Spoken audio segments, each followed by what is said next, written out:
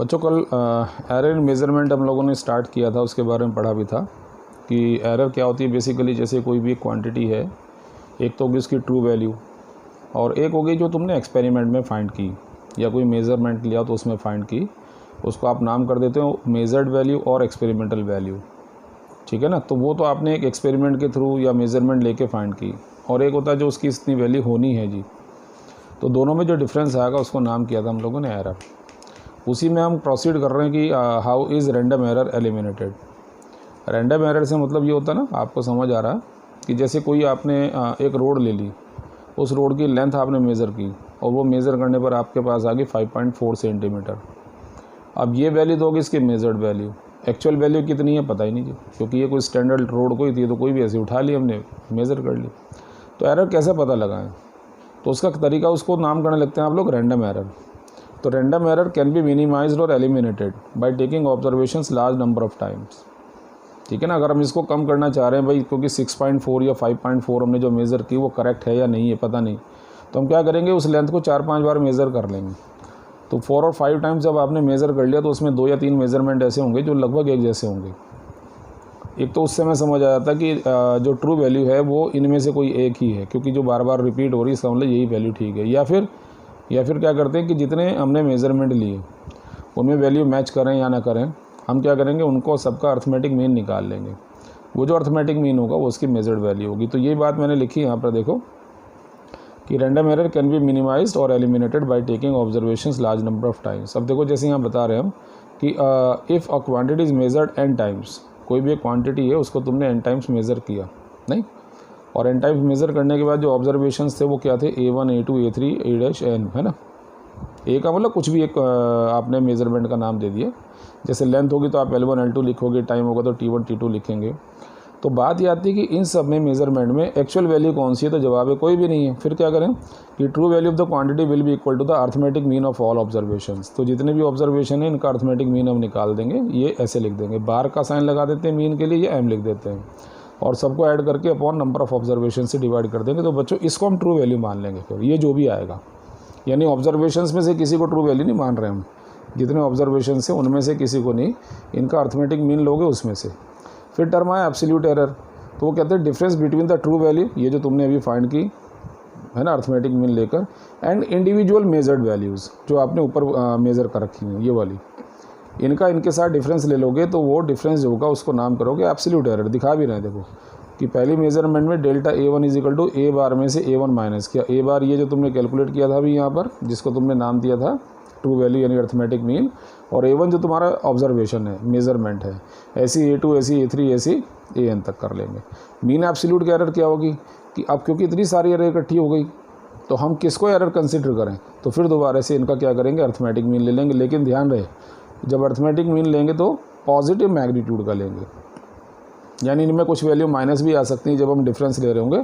तो यहाँ देखो मोड का साइन लगा दिया, मीन एब्सोल्यूट एरर को हमने फिर डेल्टा ए बार लगाया, और ये मोड ये बता रहा है कि जो delta A1 delta A2 delta A3 इनमें से कोई अगर नेगेटिव भी है तो आपको केवल प्लस कंसिडर करना है। ओके, रिलेटिव एरर कैसे निकालेंगे, ये तो आपकी बन गई अब एरर, जिसको तुम मीन एब्सोल्यूट एरर कह रहे हो, ये तुम एरर कंसिडर करोगे, वो पाँचों नहीं, और ये बन गया आपकी ट्रू वैल्यू। इनका रेशो ले लोगे, क्या लिखते हैं, ratio of mean absolute error to the true value defined as relative error. ये आ गया, ये फार्मूला बन गया। परसेंट करने के लिए इसी को इंटू 100% कर देंगे, प्लस माइनस लगा लेंगे कि एरर पता नहीं प्लस में होगी या माइनस में होगी। अब ये सारा जो तुमने सीखा एग्जामिनेशन में डेफिनेशन लिखने के लिए कम आती हैं। बेसिकली इन पर न्यूमेरिकल आता है, जैसे length of a road is measured, एक रोड कोई ली उसकी लेंथ मेज़र की एक एक्सपेरिमेंट में तो 2.46, ये सब वैल्यू आ गई आपके पास, आप इसमें रीड कर लेंगे। फिर वो कहते हैं find absolute error, mean absolute error, percentage error, और एक कमाल की बात उन्होंने लिखी, also right the length with error limits. समझे ना, अगर वो सिंपल ये भी लिखते हैं आल्सो राइट द लेंथ, तो ये अंडरस्टूड एरर के साथ ही लिखनी होगी। तो हमने क्या किया, पांचों मेजरमेंट को नाम दे दिया L1 L2 L3 L4 L5। Now which one is the true value in them, तो आंसर है नो वन। फिर क्या करें, मीन निकाल लो। आगे ना पहली बात देखो जो तुमने यहाँ सीखा था, ये arithmetic mean, true value is equal to arithmetic mean. अब एक्चुअल में करोगे तुम तो पाँचों को ऐड करके अपॉन 5 कर दिया, वहाँ तो हमने n लिखा था है ना, पाँचों की वैल्यू रख दी, ऐड कर दिया, ये आ जाना है, इसमें कोई दिक्कत नहीं आएगी है ना, 2.482 आ जाना है। अब क्योंकि यहाँ डेसिमल के 2 प्लेस हैं तो तुम इसे 2 प्लेस पे राउंड कर लो, 2.48 ये आ जाएगा। तो ये आपकी ट्रू वैल्यू बन गई। यानी मेरे से कोई पूछे कि इस रोड की लेंथ कितनी होगी तो मैं ये बोल दूँगा।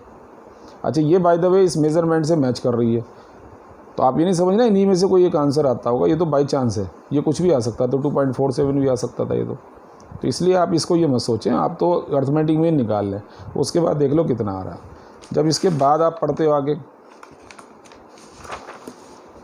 अब क्या करेंगे आप, एब्सोल्यूट एरर फाइंड करेंगे। एब्सोल्यूट एरर कैसे फाइंड करेंगे, ये रहा देखो तरीका वही, delta L1 is equal to L bar minus L1, ये आ गया। Delta L2 is equal to L bar minus L2। अब देखो 2.4 मिनट से 2.50 जा रहा, तो माइनस में 0.02 आएगा। ऐसे आप 5 एरर फाइंड कर लेंगे। 5 ही क्यों करेंगे, क्योंकि 5 ऑब्जर्वेशन है, नहीं। फिर इनका मीन निकालना, मीन निकालते समय देखो मॉडुलस का साइन लगा हुआ है, तो जो वैल्यू आपकी -3 सेकंड वाली वो प्लस में रखी गई है, ठीक। इसको ऐड करके ये नंबर आ गया, और आपको डेसिमल के 2 प्लेस पे रखना, तो 4 को आप हटाओगे, और 4 क्योंकि लेस देन 5 है तो ये नंबर बदलेगा नहीं, 0.01 आ गया। बस फिर क्या रह गया, परसेंटेज एरर में delta L upon L into 100, और हम डेल्टा L की कौन सी वैल्यू लेंगे, जो मीन निकाला, L की कौन सी वैल्यू निकालेंगे, जो मीन लिया था, सॉल्व करके ये आंसर आ जाएगा 0.40%। अब जब उसने कहा था कि लेंथ लिखिए विद एरर लिमिट, तो देखो लेंथ को कैसे लिखेंगे।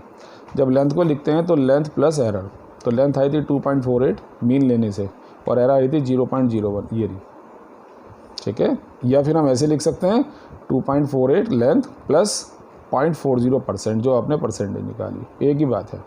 तो कभी भी क्वेश्चन में अगर ये आता है ना कि right the length of the road, तब भी आप ये लिखोगे और दोनों लिखना, ठीक।